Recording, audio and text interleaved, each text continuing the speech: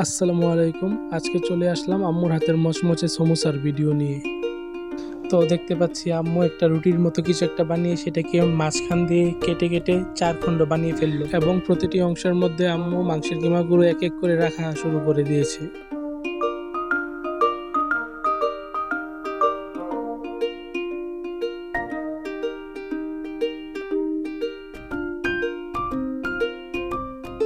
প্রতিটি অংশে মাংসের কিমা রাখা হয়ে গেলে আম্মু প্রতিটি সমোসাকে ভাঁজ করা শুরু করে দিয়েছে এবং সমোসার মতো শেপ ক্রিয়েট করেছে। এভাবে প্রতিটিকে সমোসার মতো শেপ করে প্রস্তুত করা হচ্ছে ভাজার জন্য।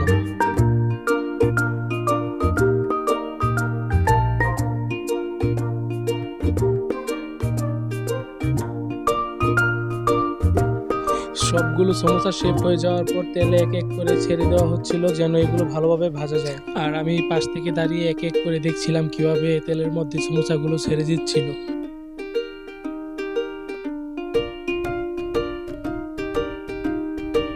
কিছুক্ষণ পর দেখতে পাই সমোসাগুলো তেলে ভাজার পর অনেক সুন্দর একটি কালার হয়েছে। এরপর আম্মু সমোসাগুলোকে উঠানো শুরু করে দিল।